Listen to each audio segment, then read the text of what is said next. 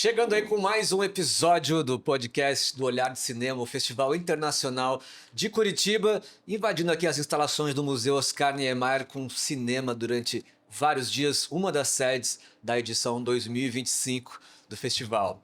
Eu sou o Heitor Humberto, estou aqui com a Lohane, a nossa anfitriã do festival, para mais uma edição. E aqui agora a gente tem a alegria de receber um convidado.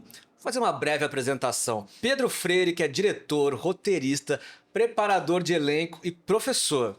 Estreou seu primeiro longa-metragem Malu em Sundance no ano passado. Saiu consagrado do Festival do Rio com 4 ou então com 5 prêmios, incluindo melhor filme e melhor roteiro. Uma trajetória que atravessa o teatro, televisão, cinema, e o Pedro está aqui como júri do Olhar de Cinema 2025. Bem-vindo, Pedro. Muito obrigado, Heitor. Estou muito feliz de estar aqui. Obrigado pelo convite. Obrigada a você. Episódio super especial aí, né? Pois é, temos várias coisas para perguntar, mas eu queria começar perguntando sobre Curitiba, na sua trajetória de vida, né? Porque você tem raízes aqui Minha no Paraná. trajetória de piá. De piá. Eu piá, vinha muito para Curitiba. Meu pai é de curitibano, né? Nascido e criado aqui em Curitiba, só foi morar em São Paulo, depois no Rio, já com acho que 20 anos. Então é a vida inteira em Curitiba.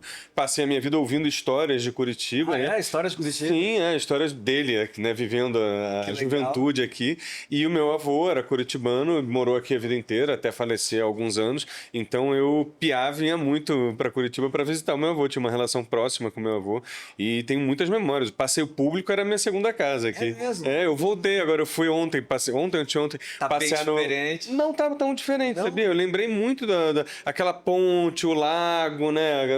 Eu fiquei bem emocionado até. E o meu avô morava de frente para o passeio público. Então eu reconheci o prédio dele, fui lá na portaria, vi, lembrei. Um cheiro, uma memória muito forte para mim. Que sabe? legal. Muito legal, muito legal. Você comentou que fazia 20 anos que não voltava, mais ou menos. Acho que mais. A última vez que eu pisei em Curitiba, eu tinha 19 anos, quando eu vim fazer um filme como estagiário do Barão do Cerro Azul, que depois o nome que foi para frente foi O Preço da Paz, do Paulo Morelli. Produzido e filmado aqui em Curitiba e no Paraná, no interior do Paraná. Então essa trajetória profissional passa Começou aqui, meu primeiro longa. Olha, eu trabalhei em 18 longas. O meu primeiro foi aqui no Paraná. Mais Entendeu? especial ainda. Mais Estamos especial. resgatando e fazendo novas memórias aqui, né? Exatamente, não é um lugar de muitas memórias pra mim. Muito bacana voltar aqui. Que legal. Obrigado por me trazer. Por favor, um privilégio aí pro festival. E aí, você já tá assistindo a mostra? Algumas coisas já te chamaram a atenção? Com certeza, com certeza. Assim, eu não posso dar spoiler ainda, né? Isso aí, dos júris sem spoilers. Mas olha, tem uma outra coisa acontecendo aí nessa competição que me impressionou bastante. Acho que todos os filmes são fortes, potentes, é uma seleção muito boa, muito forte mesmo, mas tem um outro que me atingiu mais o coração. Que eu fiquei realmente assim, caramba, isso aí é tipo uma sensação de que é o futuro do cinema brasileiro, sabe? Tem caminhos aí sendo traçados que não é em todo lugar que você vê tal nível de experimentação, de ousadia, de coragem, sabe? Coragem de fazer. Tem um termo que eu gosto muito que com perdão da palavra, o tesão cinematográfico, sabe? Eu acredito muito nisso. Eu gosto de filmes que você sente que a cineasta estava ali com tesão no que estava fazendo. Eu fazer esse filme ficar bom. Vamos lá, cinema, quero ver esse filme na tela grande. Não é tipo, eu quero ganhar prêmio, eu quero ir pro tapete vermelho, quero ficar rico, como se alguém ficasse rico com o cinema. Mas enfim, sabe, quero ficar famoso. Não é, sabe? É tesão em cinema. E aqui eu tenho visto muito isso. Todos os filmes que eu vi até agora são filmes tesudos nesse sentido, sabe? De filmes de cineastas que pegam o touro pelo chifre, sabe? Vamos fazer um filme, sabe? Isso é muito especial. Sim, eu acho que você usou uma palavra que define muito, assim, o olhar de cinema, né? Essa coragem, essa ousadia, né? E é muito legal você trazer isso. E eu queria entender do aspecto de júri, o que te dá tesão num filme, como que você avalia os seus critérios, né? Como é que funciona isso pra você? Cara, eu acho que tem uma coisa que... existe um equilíbrio, eu acho, né? Entre o filme bem feito, entre muitas aspas, né? Que é o filme que você sente que está bem realizado, que aquela diretora, aquele diretor se preparou, estudou muito para se tornar realizador, né? Então, sabe posicionar a câmera no lugar, curioso, sabe contar aquela história ou passar aquela... Porque tem filmes que contam história, tem filmes que passam uma ideia, né? Então, contar aquela história ou explorar visualmente, audiovisualmente aquela ideia. Então, isso sempre é muito agradável quando você sente que tem um savoir-faire ali, né? Quando você sente que tem um profissional, vários profissionais, né, por trás da câmera. Mas tem uma outra coisa que acho que tem que ter um equilíbrio entre as duas coisas, que é um certo sentido de liberdade, sabe? Que é o que você falou, coragem, né? Coragem de ter liberdade. Porque é muito mais fácil e muito mais seguro fazer um filme... Não quero dizer clássico, mas assim, porque hoje em dia, eu acho que hoje em dia tem uma coisa que é assim, tem muito filme que você vê que se diz um filme de arte, um filme talvez mais ousado, mas na verdade está usando uma linguagem mais clássica e um discurso já muito batido, sabe? Então você vê muito isso, por exemplo, nos filmes que pegam as pautas identitárias ou a política contemporânea mais para o espectro da esquerda, que é onde eu me identifico e a imensa maioria do cinema mundial se identifica, né? Mas assim, pautas políticas que eu acho que são sempre muito importantes, tem que ser dito e tal, em geral, né? Mas que numa forma de dizer que você já viu 500 vezes e não só a forma, mas o discurso mesmo por trás do filme, você fala, tá, mas a gente já sabe disso. Você está falando isso pra quem, sabe? Quem você está tentando convencer do que com esse filme que já diz o que a gente já sabe? Então é muito bacana quando você vê um filme, e aqui eu já vi isso algumas vezes, que tenta dar um ponto de vista novo, sabe? O mais autêntico, mais pessoal, mais ousado, mais corajoso, mais inesperado, sabe? Sobre uma coisa que talvez a gente saiba, mas que a gente, opa, desse jeito eu não tinha pensado nisso, entendeu? E aí é onde eu sinto que tem um ruído bom, sabe? Tem uma coisa que eu não esperava que me tira um pouco da cadeira, sabe? Legal. Show. Que demais. E você foi assistente de direção do Karim Ainô, da Lúcia Murato. Trabalhou como preparador de elenco, roteirista, diretor, se dá aula. E aí, pensando em tudo isso, quando você é júri, isso te dá um olhar mais exigente ou um olhar mais generoso, talvez, na hora de você analisar o filme? Ah, Heitor, que pergunta difícil.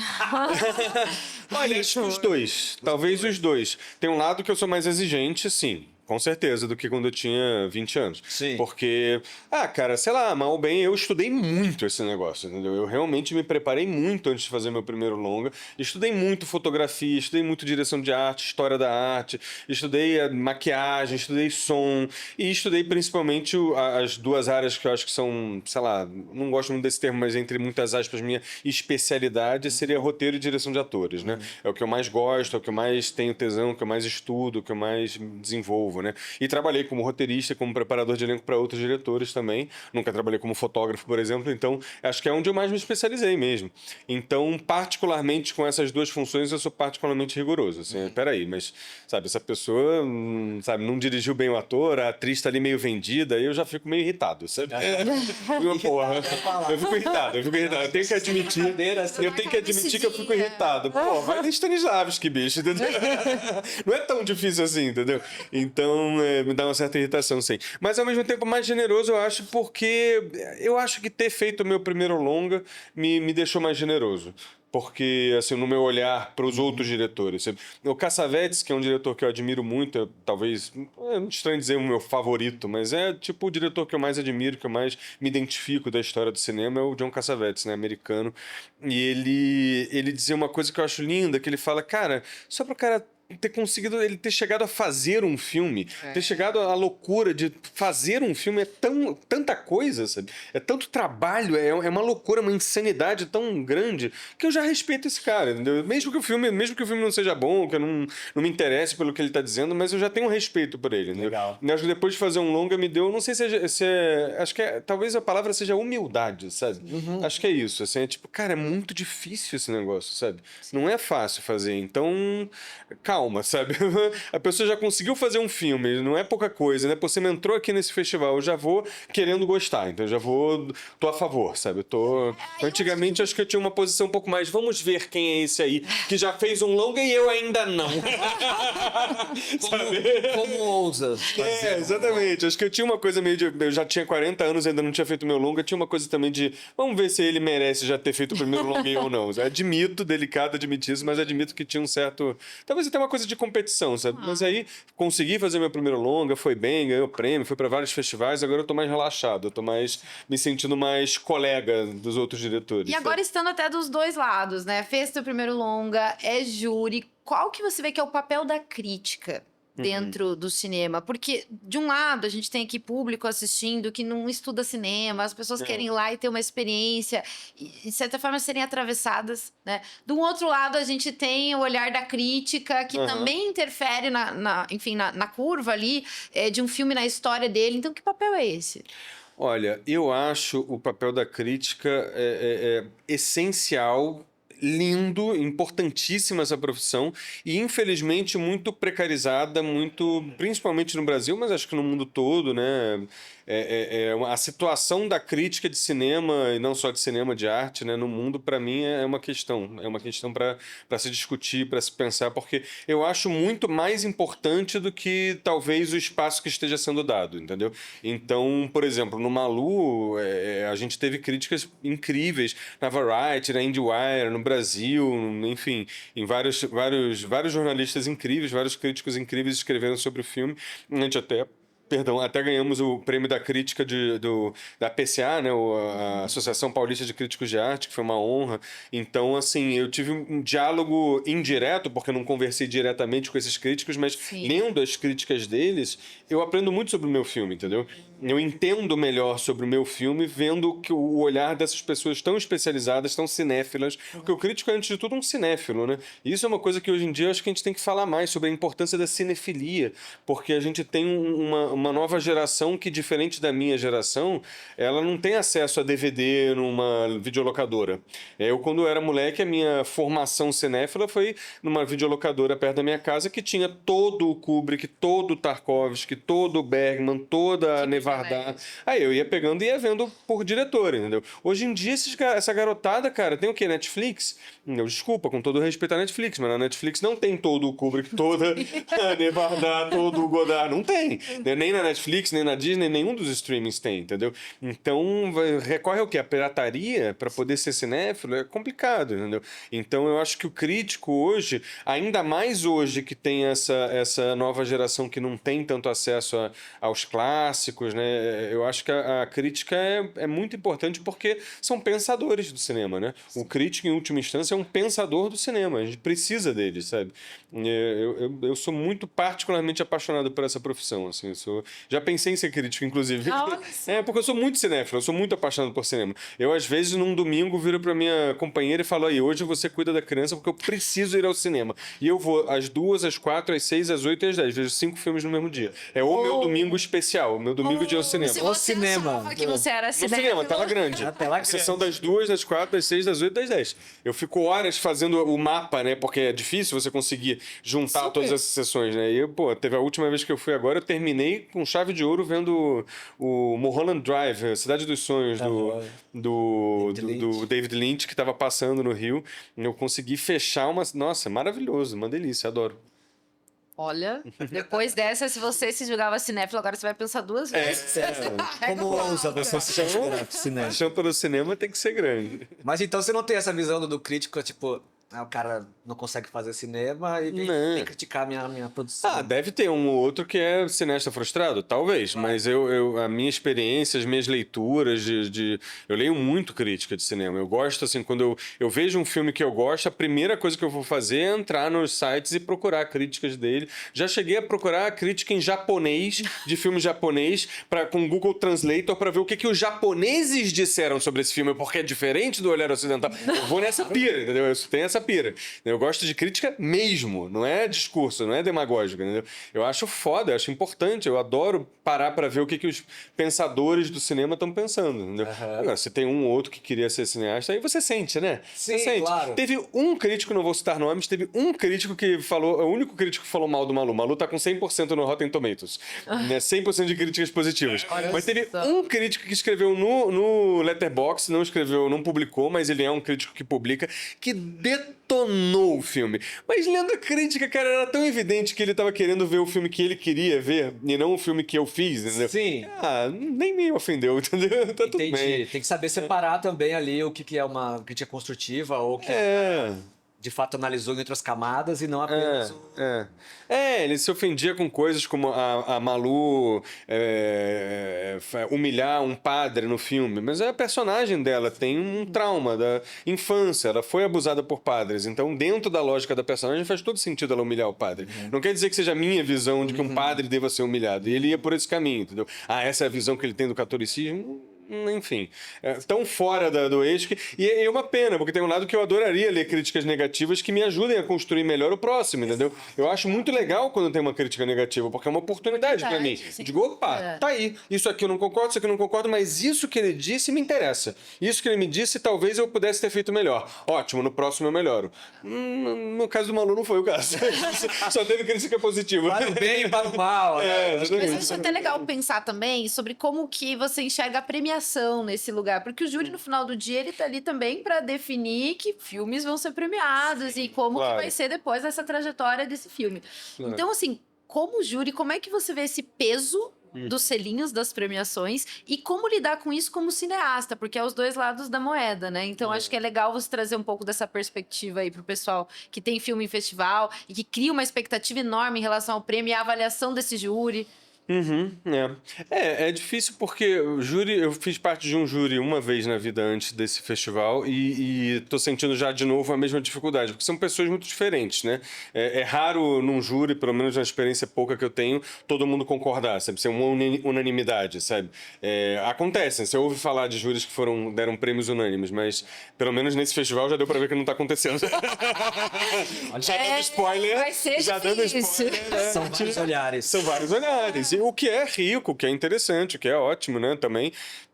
Mas é complicado porque o prêmio é um negócio que a gente fica querendo, nós cineastas, né, a gente fica tentando dizer que não importa, que o que importa tá na seleção, o que importa é as pessoas verem o filme, mas no fundo, claro que importa. No fundo, claro que todo cineasta quer ganhar um prêmio, é legal ganhar um prêmio, subir lá, agradecer, poder botar no currículo do filme, né, outras pessoas vão, opa, ganhei um prêmio, legal, mais gente vai querer ver o filme por causa do prêmio. Acho que em última instância o principal é isso, sabe? O cineasta, eu acho que o maior pavor de um cineasta, ou pelo menos o meu maior pavor, posso falar por mim, é você ter todo o trabalho imenso que é escrever, correr atrás da grana, conseguir a grana, produzir, filmar, que é aquela loucura, pós-produzir. Cara, anos da sua vida dedicado àquela loucura que é fazer um filme e aí no final ninguém vê.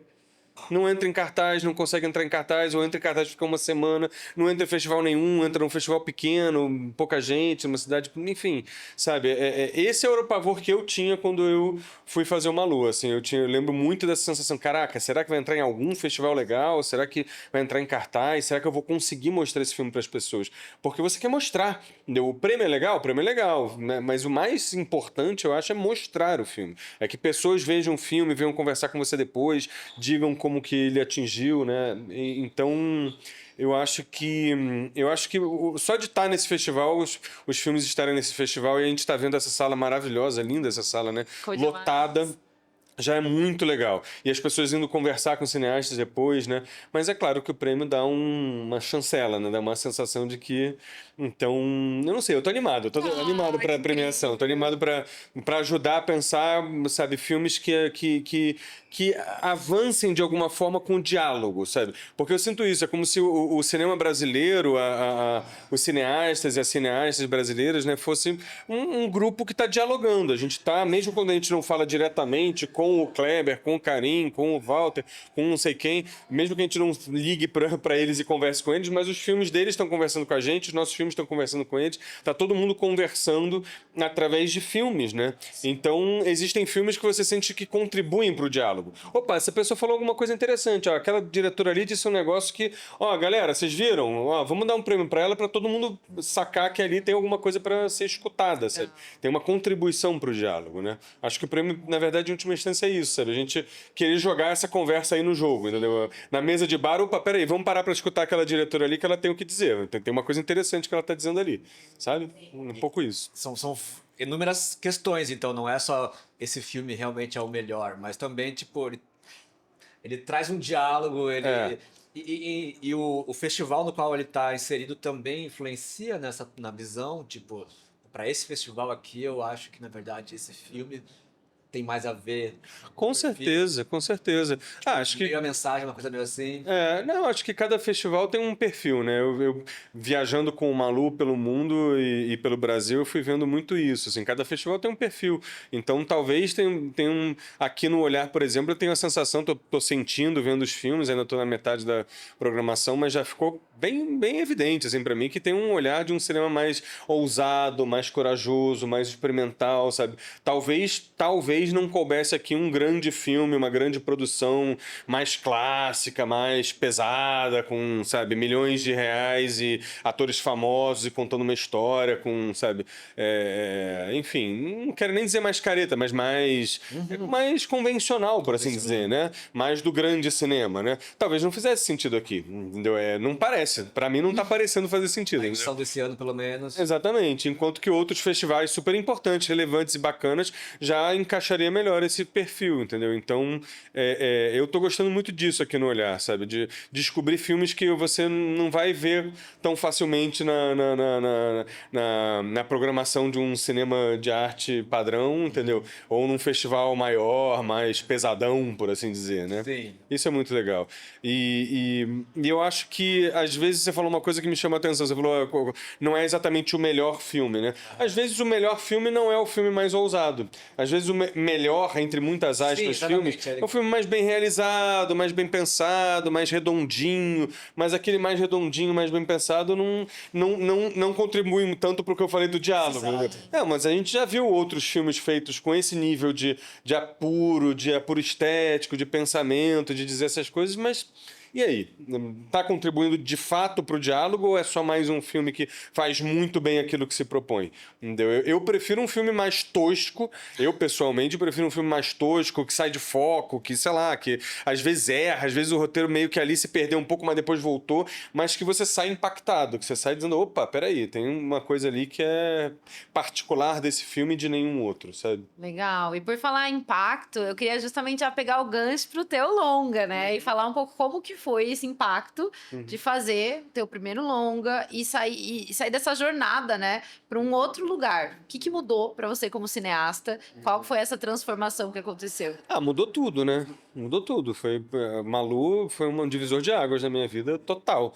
Eu não esperava. Como eu disse, eu achava que era muito possível, achava totalmente possível, gente, sem demagogia. Eu achava totalmente possível, enquanto eu estava escrevendo, enquanto eu estava filmando, enquanto eu estava editando, totalmente possível que esse filme ficasse uma semana em cartaz, fizesse 3 mil espectadores e entrasse num festival pequeno, bacana. Mas eu tava assim, cara, se eu conseguir entrar numa mostra paralela do Festival do Rio, pelo menos eu mostro pra minha família, já tá ótimo. Eu tava bem humilde mesmo, assim, tava expectativa. Eu, quando era mais novo, eu tinha 25 anos, 20 anos, comecei a querer fazer cinema, eu achava que o meu primeiro longa ia pra competição de Cannes. Eu tava assim, não, vou mudar a história do cinema mundial. Aí, com o tempo, eu fui ficando mais humilde. E quando eu finalmente fui fazer o filme, me deu uma humildade, assim, de, cara, como é difícil fazer, né? Como eu já falei. Então, eu realmente não esperava que fosse tudo que foi. Não fui pra competição de Cannes, nem ganhei, nem mudei a história do cinema mundial. Nem muito menos.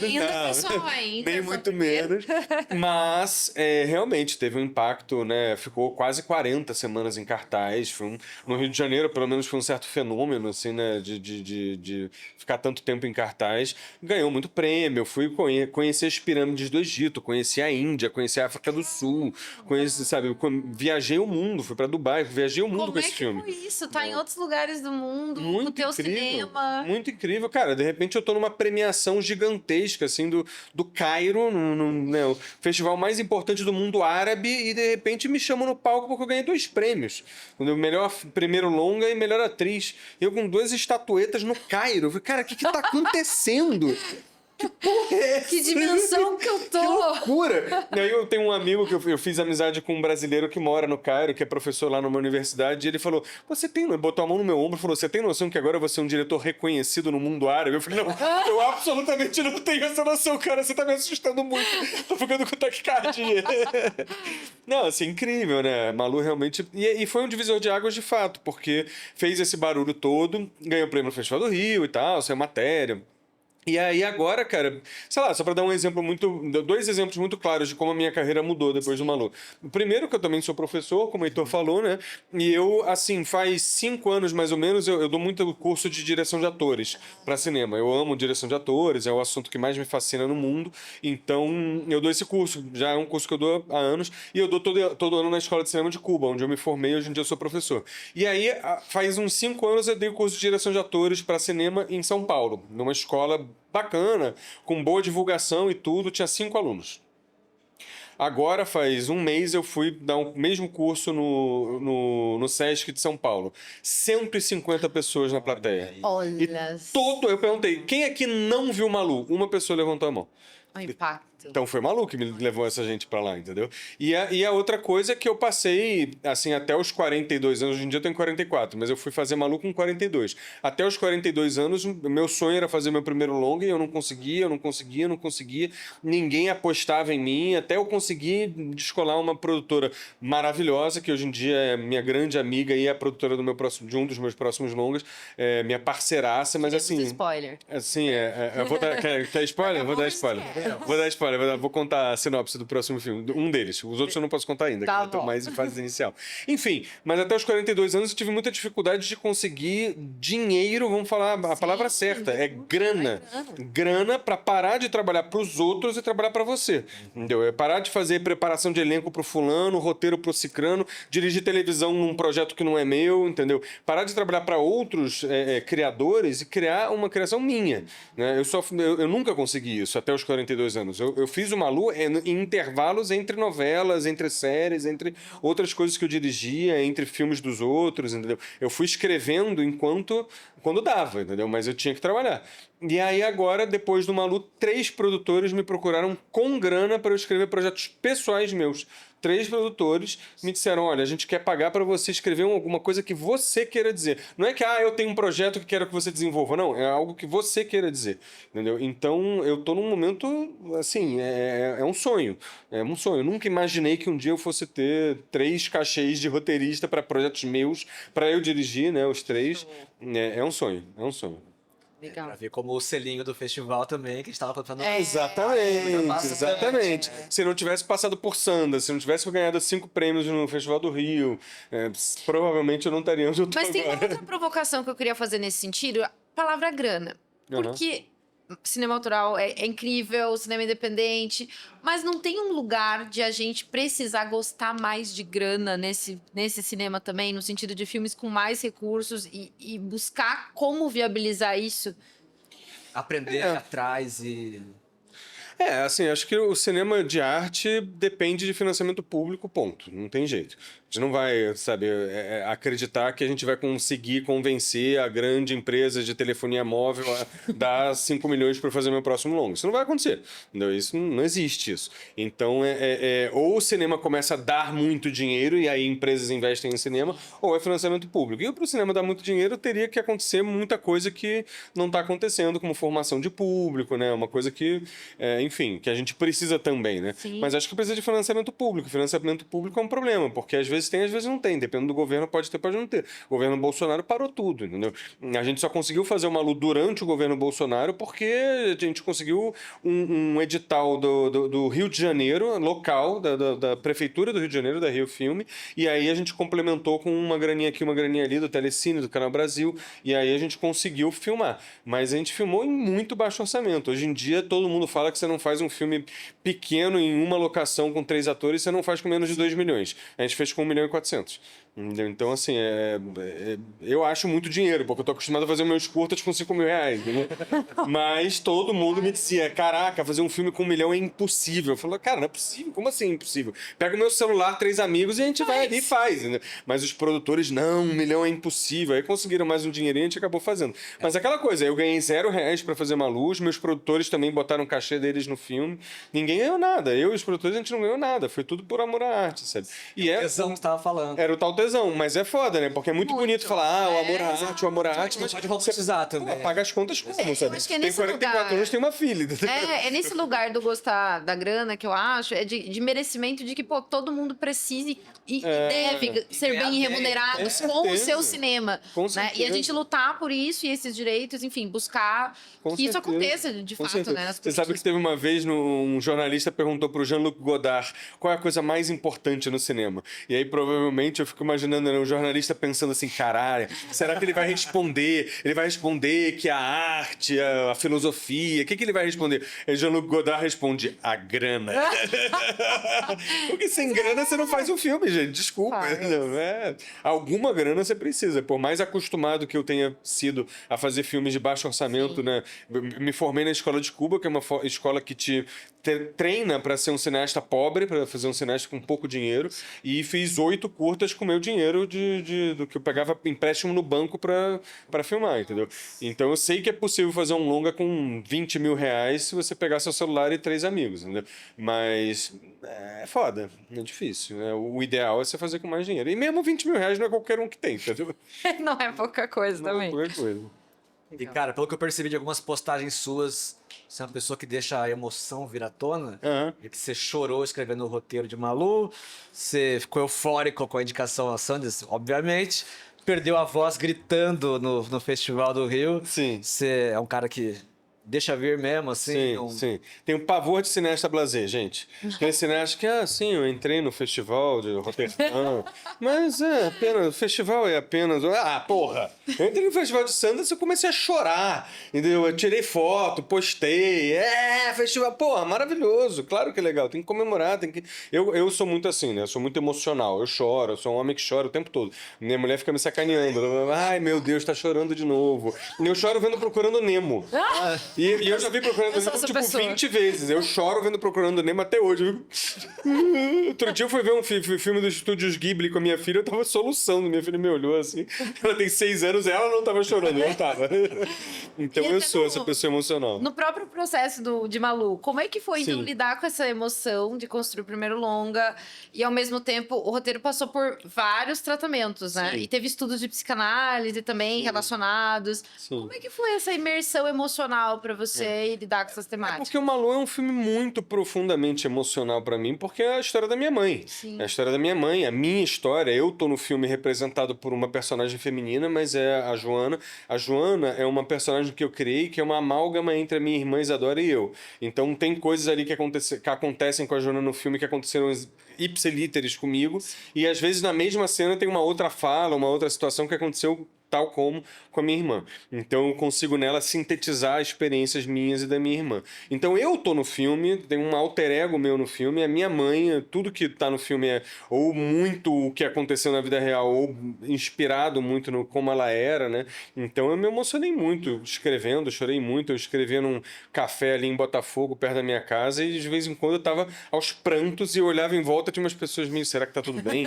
Será que eu me aproximo? Eu ofereço uma água aí, achando, sei lá, talvez achando que alguém da minha família morreu, e não, era só uma cena nova que eu tava abrindo e era difícil de abrir. E o distanciamento, daí às vezes que você precisava olhar isso de um ponto de vista mais técnico? Cara, isso foi muito legal, porque isso foi um clique que eu tive, que eu acho que esse momento, assim, foi um clique, foi um momento ali, tipo, aquele segundo em que eu disparou alguma coisa no meu cérebro, que eu tava fazendo um trabalho que eu acho que foi muito importante pro filme ter o sucesso que teve, enfim, para ser um filme que eu gosto muito, para além do sucesso do filme no mundo, é um filme que eu gosto. Isso eu também acho que é importante dizer, sabe?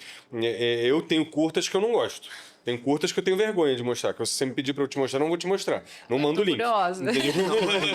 Não mando o link. Não deu certo, não consegui o que eu queria. Eu sei que eu sou muito cinéfilo, eu vejo muito filme, então eu vejo o meu filme e, cara, não tá bom. Tá aqui. Uma vez que eu boto no mundo, tá aqui, tá na minha frente. Não é mais uma coisa que sou eu. É uma coisa que eu vejo que o filme não é bom. Cara, eu gosto de Malu. Eu gosto de Malu, eu acho um filme legal. Eu tô bem orgulhoso do Malu, é assim, um filme que eu tenho orgulho. E aí eu acho que teve um momento ali, que pra voltar, né, no processo, que eu botei no papel muitas memórias que eu tinha da minha mãe, sabe? Muitas memórias, todas as memórias que eu conseguia lembrar da minha mãe comigo, minha mãe com minha irmã, minha mãe, as histórias que a minha mãe contava, o jeitinho dela falar, o jeito dela pensar o mundo, o posicionamento político dela. Fui botando no papel todas as minhas memórias. Deu assim, mais de 40 páginas de memórias. E aí, quando eu olhei para aquilo, que foi esse clique que eu tava falando, que foi um momento que eu disse assim, cara, eu não posso fazer um filme para mim. Eu não posso fazer um filme para me curar, para minha relação com a minha mãe evoluir e eu, na minha análise, andar passos. Não pode ser um filme de autoanálise, de autocura. Tem que ser um filme para o espectador, sabe? Não no sentido de entretenimento, de fazer o espectador ficar se divertindo, mas para mostrar para o espectador quem era essa pessoa, como ela era, para, de alguma forma, incutir no espectador esse tesão cinematográfico que para mim é tão importante. Entendeu? É um filme, não é um processo de autoanálise. E aí eu fui separando o joio do trigo. Isso aqui é para minha analista, isso aqui é pro filme, isso aqui é pra minha analista, isso aqui é pro filme. Entendeu? Tinha coisas ali que realmente não era pra falar pras pessoas, não interessava pras pessoas. Entendeu? E aí é onde eu sinto que deu o pulo, sabe? Foi aí que... E agora, muito emocional, né? Muito choro. E o papel do entretenimento? Já que você pegou nesse ponto, né? Porque acho que esse é também algo interessante. Olha, eu vou te dizer que tem uma frase do Nelson Rodrigues que eu acho muito curiosa, que uma vez um jornalista perguntou para ele, você escreve pensando no público? E ele respondeu, eu não escrevo pensando no público, o público são 80 velhinhas comendo pipoca, eu escrevo para Shakespeare. Oh, meu Deus do céu! Eu acho isso maravilhoso, porque tem um lado que eu entendo eles. Não dá pra você ficar tentando pensar o que são as 80 velhinhas comendo pipoca. Porque se você for pensar nas 80 velhinhas comendo pipoca, você vai fazer piada de peido, entendeu? Porque é o que agrada a todo mundo. Agrada todo mundo cai na gargalhada, pronto, entendeu? Então, isso não me interessa. Eu acho que... Mas ao mesmo tempo eu também não escrevo pensando em Shakespeare. Eu também não faço um filme pensando, será que o Cassavetes ia gostar? Será que o Crozal ia gostar? Será que a Lucrécia Martel vai me ligar dizendo, nossa, que filme é esse? Eu não faço isso também, não. Eu acho que o meu público ideal pode... Talvez soe um pouco narcisista o que eu vou dizer, mas o meu público ideal sou eu mesmo. Porque eu sou muito apaixonado por cinema, eu sou muito cinéfilo, então eu faço filmes, desde o meu primeiro curta até hoje, eu faço filmes que eu teria tesão de assistir na tela grande, entendeu? Cara, isso aqui vai ficar muito legal na tela grande, sabe? Eu tenho muito tesão em filmar isso, porque eu sei que isso aqui na tela grande gostaria de assistir, entendeu? Por isso que eu digo, quando tem um curta meu que não dá certo, não dá certo pra mim. Eu vejo e digo, cara, esse filme não ficou legal, entendeu? Outras pessoas às vezes até gostam, mas não rolou, sabe? Sim. Então, eu não sei, eu tenho essa impressão de que, em última instância, o primeiro espectador do filme é o diretor, é a diretora, é quem tá vendo ali no monitor, é quem tem a oportunidade de dizer, peraí, não, um pouco mais pra cá, não, faz mais assim, não, vem mais pra cá, câmera mais aqui. Então, você tem que ser um bom primeiro espectador do seu filme. Por isso que eu volto a dizer, acho tão importante a cinefilia, né? Legal. Bom. E que doido, porque você falou que você teve que separar ali no teu roteiro o que era pra tua analista e o que era pro filme. Mas ao mesmo tempo você é o teu primeiro espectador. Então você teve que separar diferentes vocês, talvez.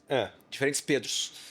Mas é que eu acho que o bom de um processo de filme, né, de fazer um longa, ser tão longo, longo, né, mas são tantos anos, é que tem uma hora que realmente deixa de ser o filme sobre a sua mãe e passa a ser, ao mesmo tempo, não deixa de ser o filme da sua mãe, mas é ao mesmo tempo o filme sobre a sua mãe um filme, só um filme, entendeu? Que você tá vendo na tela, Juliana Carneiro da Cunha, ali no monitor falando um texto brilhantemente, sabe? Fazendo uma coisa que eu ficava assim, embasbacado com aquela mulher falando aquele texto que tem sobre como o pai dela estuprava a irmã dela.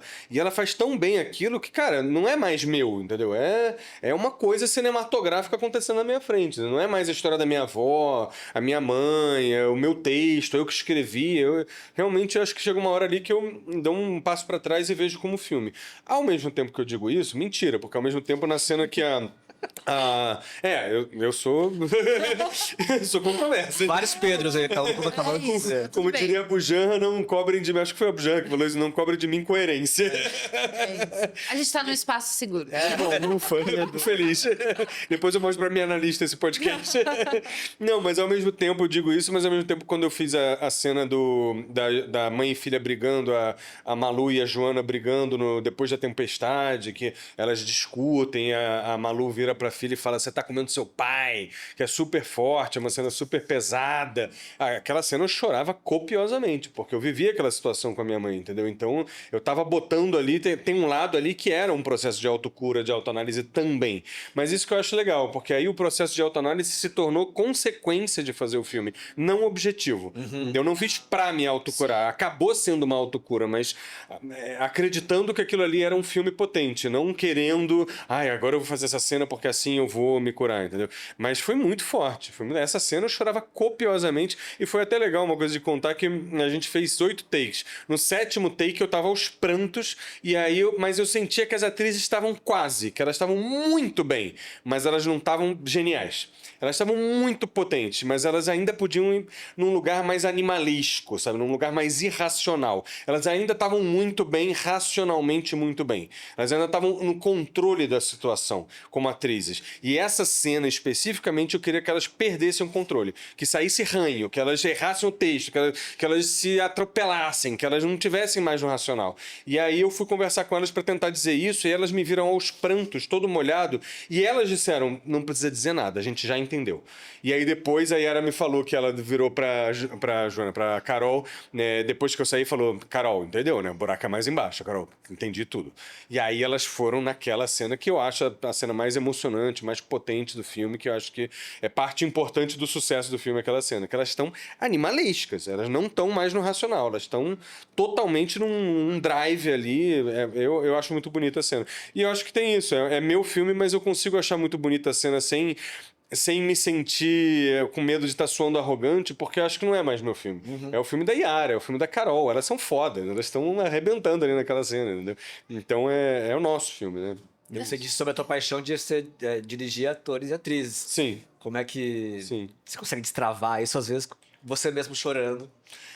Exatamente. Eu acho que é uma boa direção. O diretor se emocionar com o próprio filme, se empolgar, sabe, aos pulos porque uma cena deu certo. Acho que essa minha empolgação que você falou, né, de eu ser muito emocional, né? Acho que isso de alguma forma contamina também o elenco, né? Eu aprendi isso também vendo outros diretores dirigindo, sabe? Quando eu fui assistente, ou co-diretor, ou preparador de elenco. Tem diretor. Eu fui vendo, até mesmo pelo lado negativo, diretores que eu sentia que não tinham tesão cinematográfico, que estavam ali mais porque queriam entrar no festival do que olhando uma cena e dizendo: caralho, essa cena, sabe? E aí você sentia que toda a equipe, todos os atores ficavam meio despotencializados, sabe? Tipo, vou fazer bem essa cena, legal. Acho que ficou legal, você gostou? Tá bom. Porra. Cara, a gente tá fazendo um filme, cara. Você conseguiu dinheiro pra botar uma câmera na frente de um ator. Isso é milagroso, entendeu? Isso é um milagre, sabe? Se isso não for a coisa mais legal, mais foda, mais potente do seu ano, pelo menos, entendeu? Não é nem do seu dia, não é possível, entendeu? Então eu acho que isso contamina, sabe? Quando você sente que o diretor tá ali muito... É muito importante pra ele aquilo, é muito profundamente importante pra ele. O elenco se contamina, a equipe se contamina e tudo vai funcionando melhor. Os entrevistadores se contaminam. Aqui, vamos fazer um... Nossa, pega a câmera e é mais ou menos por aí. E um ponto, assim, que eu acho que é muito sensível é quando que tá pronto. Porque um primeiro longa, meu Deus, como é que você chega no ponto ideal? No sentido de, isso é o suficiente, eu cheguei. Quando é que foi isso pra você? Em que momento você sentiu?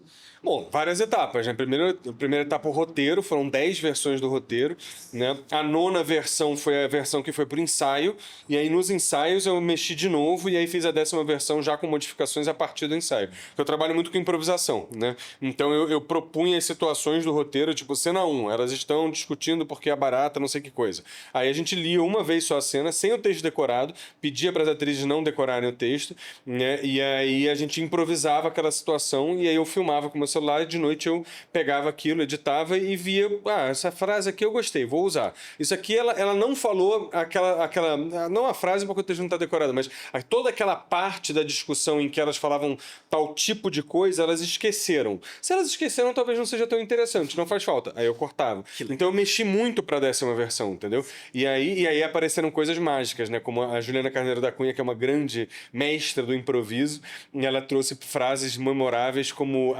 você sabia que a bromélia, para ficar bonita, precisa sofrer? E essa frase maravilhosa foi da Juliana, não é texto meu. Então eu até 3 dias antes da filmagem eu tava mexendo no roteiro. Não tem jeito, é até o último minuto mesmo. Para esse tipo de processo que eu faço é assim, né? Aí filmamos, e aí a edição, 12 semanas de edição, 8 cortes.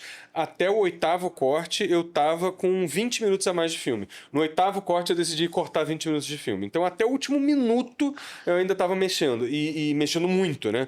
E foi no 8º corte que eu disse, opa, parou, agora sim. Agora a gente chegou no corte final. Foi quando eu tive uma noite que eu fiquei... Porque eu tinha um primeiro ato que eu sentia que não estava funcionando. E alguns amigos, algumas amigas que eu mostrava o filme diziam uma coisa que me chamava muita atenção. Maravilhoso filme, estou muito feliz. Amigo nunca fala mal, né? Maravilhoso, muito feliz, maravilhoso, muito bom, parabéns. Melhor filme da história do cinema mundial, porque eu sou seu amigo, então eu falo isso para você ficar feliz. Porém, vários diziam, cara, vou te dizer, depois daquela cena que aconteceu aos 15 minutos, cara, eu entro no filme e não saio mais. Depois que a terceira pessoa falou, depois daquela mesma cena, a mesma cena, que é quando a filha chega no restaurante, depois daquela cena eu entro e não saio mais. Pô, mas tem 15 minutos de filme antes disso? Então, essas pessoas não entraram no filme antes disso. Eu fiquei pensando, cara, eles têm razão. Esse filme tá meio patinando, sabe? Era uma apresentação das personagens. Quem é a Malu, quem é o Tibira, quem é a Lili. Até chegar numa cena em que realmente tinha uma emoção, realmente tinha algo mais profundo acontecendo entre esses personagens, que acabou virando a segunda cena do filme. Acontece com 3 minutos de filme. Antes acontecia no minuto 20. Então, e aí foi uma noite que eu fiquei pensando nisso, perdi o sono, às 3 da manhã eu parei tudo e fui pra edição e cortei 20 minutos de filme e falei, agora sim. Então até o último minuto ainda pode acontecer, entendeu? Mas eu tenho curtas que até hoje, quando eu revejo, eu digo, porra, que eu podia ter cortado um pouquinho mais. Nesse longa não, esse longa eu já revi várias vezes, eu tô muito feliz com a edição também, tá? Exatamente do jeito que eu queria. Não mudaria nada, se eu pudesse mudar, não teria o que mudar. E o spoiler do próximo? Sim, posso contar? Então tá, o meu próximo filme, eu tô com esses 3 projetos que eu falei, né, com 3 produtores diferentes, mas tem 2 que ainda estão em construção, prefiro não falar ainda, mas tem um que já tá muito avançado, já tá indo pra 4ª versão do roteiro, mais uma vez uma parceria com a Tatiana Leite, que é meu amorzinho, ela é uma grande amiga e parceiraça, uma produtora muito criativa, que dá muita ideia no roteiro, sabe? Ela e é muito honesta. Agora a última versão do roteiro ela falou, não, tem que melhorar, aquele terceiro ato ainda não tá bom. Eu tava tão feliz com o terceiro ato. Droga. E fiquei puto, mas depois eu ouvi ela e falei, não, ela tem razão. O terceiro ato tem que melhorar. Mas enfim, é uma história de amor. Com uma virada fantástica. Amor é um romance fantástico. É um gênero totalmente novo para mim. Mas eu tive essa ideia e estou muito empolgado com ela, que é o seguinte, 2 senhoras de 80 anos, né, se conhecem numa aula de hidroginástica, numa piscina quentinha, e se apaixonam perdidamente. Se apaixonam perdidamente. Amor à primeira vista. Elas se olham e, opa, peraí. É tipo Romeu e Julieta, sabe? Primeira vista. E aí elas vão ter que lidar com isso, de terem 80 anos e se apaixonarem. Como assim? Que inesperado. Mas elas têm a coragem, apesar de dificuldades, até uma delas tem um trauma do passado e tal, elas têm a coragem de viver essa relação. Então elas beijam, vão pra casa da outra, tomam um vinho, transam, tem cena de sexo, sem nada explícito, claro, com uma elegância e tal. mas tem cena de sexo, elas vão transar, entendeu? E vão viver uma relação potente, revigorante. E elas se sentem tão rejuvenescidas e tão revigoradas por essa situação toda, desse amor tão louco, tão inesperado, que no meio do filme elas começam a falar sobre filhos, que elas queriam muito ter tido filhos uma com a outra. Elas agora já têm 80 anos, não é mais uma possibilidade, mas que pena que a gente não se conheceu há 50 anos e a gente poderia ter vivido toda uma vida, agora a gente já está no final da vida, e aí elas fazem um pacto. Não vamos falar em velhice, não vamos ficar reclamando da velhice. Vamos viver nosso amor como se fôssemos jovens. E aí o filme dá essa virada fantástica que uma delas fica grávida da outra. E a segunda metade do filme é a gravidez, o barrigão, com 80 anos pintando a parede de tons pastéis do tons pastel, né? O escritório vai virar o quarto do bebê, e aí tem um final apoteótico que eu não posso dar spoiler. Mas é isso, é um filme. Tipo, já foram fortes spoilers, já tô ansiosa. Olhar de cinema aqui. do ano que vem. Meu sonho. Esse já é mais experimental do que o Malu, já tem mais a cara do Olhar de Cinema. Que show! Queria muito te agradecer por ter Imagina, vindo em nome do obrigado. festival. Prazer te ter aqui. A casa vai estar aberta pra você e esperamos que sim, que você venha aí com o filme também. Vou adorar e eu que agradeço. Estou muito feliz de estar aqui, de verdade. bom. Obrigado mesmo. Que demais você trazer tudo isso pra gente. Eu tenho certeza que você falou do Pedro de 25 anos sonhando lá com Cannes. Pedro de 25 anos tá feliz demais aí com o Egito, com demais. o prêmio com o Sanders, com o Festival do Rio. Então, Com certeza. parabéns, obrigado. Mas Cannes tá logo ali também. Tá do Se ladinho. vier, vai ser ótimo. Não vou reclamar. E é isso. Se vier, eu vou postar foto chorando também no Instagram. E a gente Feliz vai se da vida. emocionar junto. Não vou mentir. E você que está acompanhando a gente, siga nossas redes sociais, acompanhe a programação do Olhar de Cinema, que a gente não para por aqui. Logo mais tem mais um episódio chegando aí. É isso.